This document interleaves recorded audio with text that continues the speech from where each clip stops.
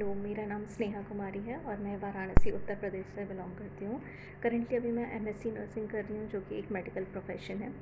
Healing session के बारे में मुझे यूट्यूब के थ्रू पता चला था, जहाँ पे मैं हमेशा अक्सर टैरो रीडिंग्स देखा करती थी और क्वेश्चंस पूछती थी।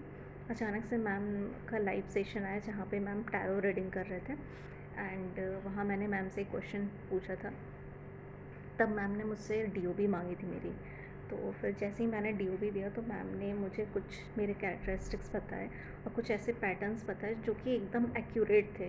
तो मुझे लगा कि एक तो फ्री लाइव सेशन है और उसमें मैम ने इतना एक्यूरेट बताया, तो क्यों ना मैम मैं जो है मैम से और कनेक्ट हो और ताकि मुझे और डिटेल में जानकारी मिल पाए।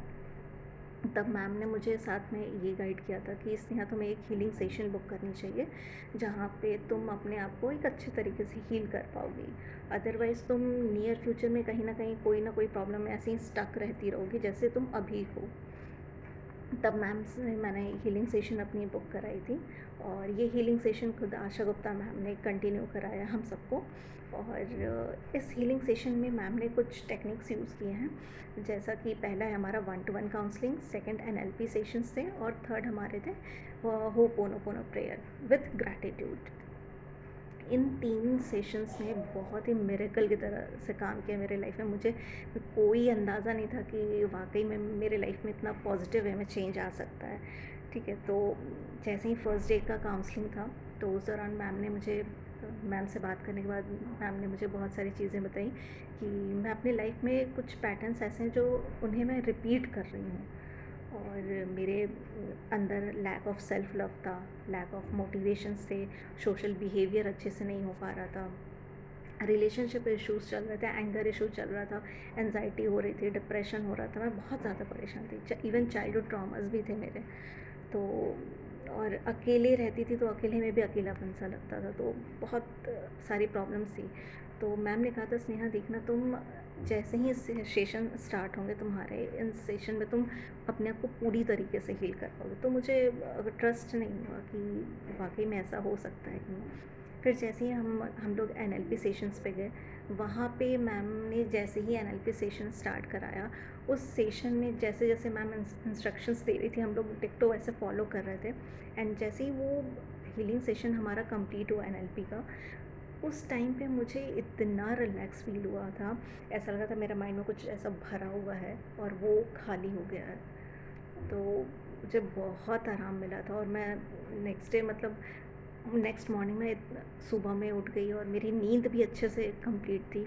पूरी रात मैं अच्छे से सोई, मुझे कोई इश्यूज़ नहीं हुए और जो भी नेगेटिव थॉट मेरे माइंड में चल रहे थे और वो सारे मेरे बाहर आ गए थे, वो फर्स्ट एनएलपी सेशन में ही। ये एनएलपी सेशन मेरे लिए बहुत मिरेकल की तरह काम किया। सेकंड, हाँ, थर्ड हमारा ये है कि होपोनोपोनो प्रेयर था, जिसमें मैम ने विद ग्रैटिट्यूड भी स्टार्ट किया करवाया था। तो होपोनोपोनो प्रेयर में क्या था कि हमें कुछ चैंट करना होता है, कुछ लाइन्स उसमें बोलना होता है, जैसे कि I am sorry, please forgive me, I forgive you, thank you and I love you. तो इस तरह के चैंट करने होते हैं कुछ मंत्रस। तो वो क्या करते हैं, वो हमारे इन हमको अंदर से भी हील करते हैं, हमारे सराउंडिंग में हमारे जो भी रिलेशंस हैं उनको भी हील करते हैं।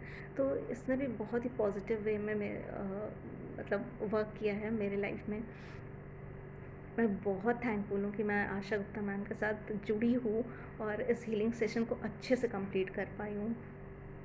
आशा मैम के साथ का ये हीलिंग सेशन लेने के बाद मुझे अब लग रहा है कि मुझे और भी अगर हीलिंग सेशंस आते हैं एडवांस में, तो वो एडवांस हीलिंग सेशन मैं ज़रूर से लेना चाहूँगी, क्योंकि मुझे तो बहुत ही मिरेकल की तरह रिज़ल्ट मिला है और मैं फ़िज़िकली, मेंटली और इमोशनली अब बैलेंस रहने लगी हूँ अपने लाइफ में, क्योंकि मैं बैलेंस नहीं बैठा पाती थी। बहुत सारी चीज़ें मेरी इधर उधर चलती रहती थी। तो अब इन हीलिंग सेशंस के बाद मैं काफ़ी बैलेंस कर पाई हूँ, इमोशनली, मेंटली और फिज़िकली।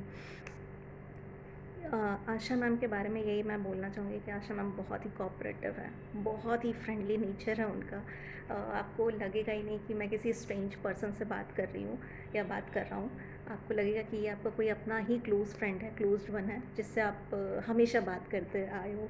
तो मैम का नेचर वाक़ई में बहुत फ्रेंडली है, बहुत ही अच्छे से मैम बात करती हैं।